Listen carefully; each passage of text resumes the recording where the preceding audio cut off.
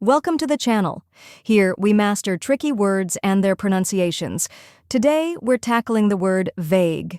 It might seem a little tricky, but by the end of this video, you'll be able to pronounce it with confidence. The correct pronunciation is vague. Let's break it down. It's a single-syllable word with a long A sound, like in day or say, and the G at the end sounds like in give. Now, let's put it all together. Vague.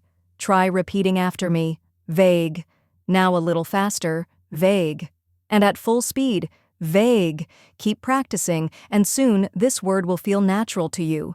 Now that you've mastered the pronunciation, let's go over the meaning. Vague refers to something that is unclear, imprecise, or not fully defined. And that's it. Now you know how to pronounce vague and what it means. If you found this helpful, give this video a like and share it with others.